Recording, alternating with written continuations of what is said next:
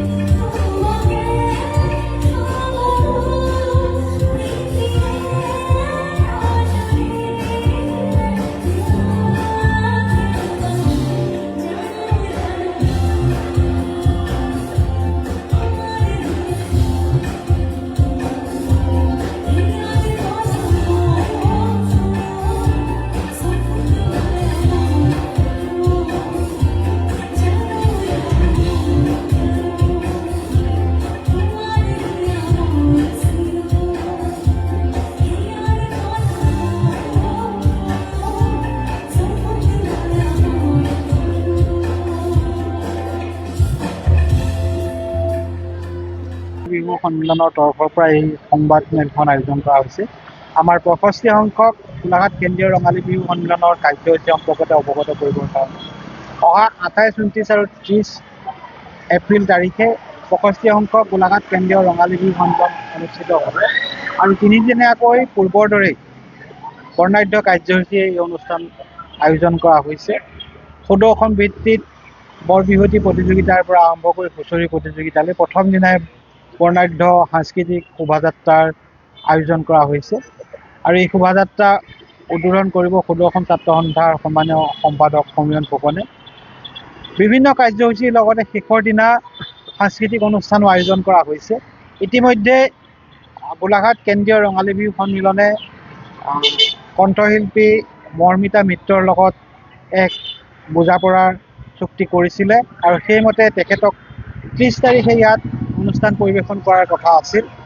আমি শেহতীয়া পৰিস্থিতিৰ প্ৰতি লক্ষ্য ৰাখি বিশেষকৈ আমাৰ সকলোৰে বুকুৰ আপোন অসমীয়াৰ সাৰ্থক জুবিন গাৰ্গৰ কিছুসংখ্যক গান তেওঁ অলপ বিকৃতভাৱে পৰিৱেশন কৰাৰ পৰিপ্ৰেক্ষিতত আজি গোলাঘাট কেন্দ্ৰীয় ৰঙালী বিহু সন্মিলনৰ কৰ্ণধাৰ সমিতিৰ এখন সভা আমাৰ অনুষ্ঠিত হয় আৰু সেই সভাত আমি সিদ্ধান্ত গ্ৰহণ কৰোঁ যে আমি আগন্তুক 65 সংখ্যক গোলাঘাট কেন্দ্ৰীয় ৰঙালী বিহু সন্মিলনৰ যি সাংস্কৃতিক অনুষ্ঠান, সেই সাংস্কৃতিক অনুষ্ঠানলৈ বিশিষ্ট শিল্পী হিচাপে নিমন্ত্ৰণ কৰা মৰ্মিতা মিত্ৰক আমি বাতিল কৰিছোঁ আৰু তাৰ সলনি আমি এইবাৰ দীপান্বিতা ডেকা আৰু অসমৰ জনপ্ৰিয় কণ্ঠশিল্পী তথা গোলাঘাটৰ আমাৰ ল'ৰা, গোলাঘাটৰ সন্তান আচুৰ্য বৰপাত্ৰৰ গীতৰ শৰাই সেইদিনা থাকিব।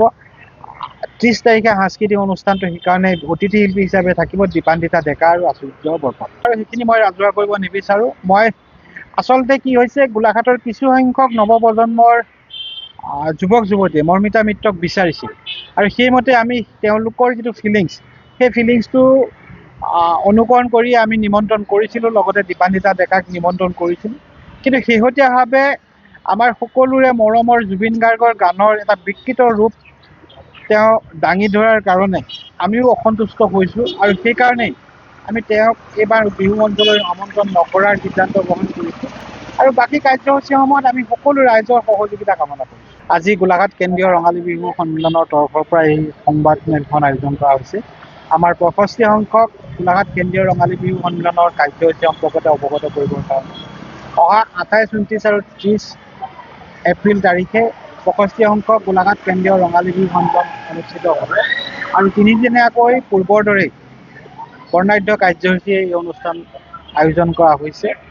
সুদৰ্শন ভিত্তিত বৰ বিহুৱতী প্ৰতিযোগিতাৰ পৰা আৰম্ভ কৰি হুঁচৰি প্ৰতিযোগিতালৈ প্ৰথম দিনাই বৰ্ণাঢ্য সাংস্কৃতিক শোভাযাত্ৰাৰ আয়োজন কৰা হৈছে আৰু এই শোভাযাত্ৰা উদ্বোধন কৰিব সুদৰ্শন ছাত্ৰ সন্থাৰ সন্মানীয় সম্পাদক সমীৰণ ফুকনে। বিভিন্ন কাৰ্যসূচীৰ লগতে শেষৰ দিনা সাংস্কৃতিক অনুষ্ঠানো আয়োজন কৰা হৈছে। ইতিমধ্যে গোলাঘাট কেন্দ্ৰীয় ৰঙালী বিহু সন্মিলনে কণ্ঠশিল্পী মৰ্মিতা মিত্ৰৰ লগত এক বুজাপৰাৰ চুক্তি কৰিছিলে আৰু সেইমতে তেখেতক 30 তাৰিখে ইয়াত অনুষ্ঠান পৰিৱেশন কৰাৰ কথা আছিল।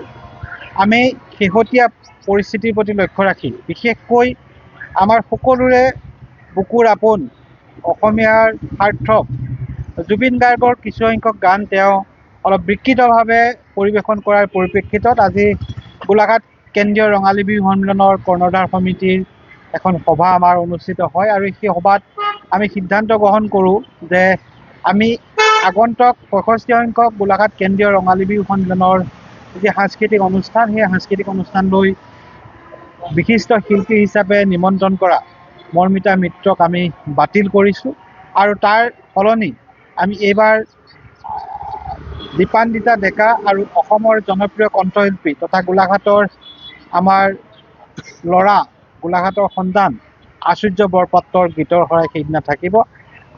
30 তাৰিখে সাংস্কৃতিক অনুষ্ঠানটো সেইকাৰণে অতিথি শিল্পী হিচাপে থাকিব দীপান্বিতা ডেকা আৰু আচুৰ্য বৰপাত্ৰ। আৰু সেইখিনি মই ৰাজহুৱা কৰিব নিবিচাৰোঁ। মই আচলতে কি হৈছে, গোলাঘাটৰ কিছুসংখ্যক নৱপ্ৰজন্মৰ যুৱক যুৱতীয়ে মৰ্মিতা মিত্ৰক বিচাৰিছিল আৰু সেইমতে আমি তেওঁলোকৰ যিটো ফিলিংছ, সেই ফিলিংছটো অনুকৰণ কৰি আমি নিমন্ত্ৰণ কৰিছিলোঁ, লগতে দীপান্বিতা ডেকাক নিমন্ত্ৰণ কৰিছিলোঁ। কিন্তু শেহতীয়াভাৱে আমাৰ সকলোৰে মৰমৰ জুবিন গাৰ্গৰ গানৰ এটা বিকৃত ৰূপ তেওঁ দাঙি ধৰাৰ কাৰণে আমিও অসন্তুষ্ট হৈছোঁ আৰু সেইকাৰণেই আমি তেওঁক এইবাৰ বিহু মঞ্চলৈ আমন্ত্ৰণ নকৰাৰ সিদ্ধান্ত গ্ৰহণ কৰিছোঁ আৰু বাকী কাৰ্যসূচীসমূহত আমি সকলো ৰাইজৰ সহযোগিতা কামনা কৰিছোঁ। আজি গোলাঘাট কেন্দ্ৰ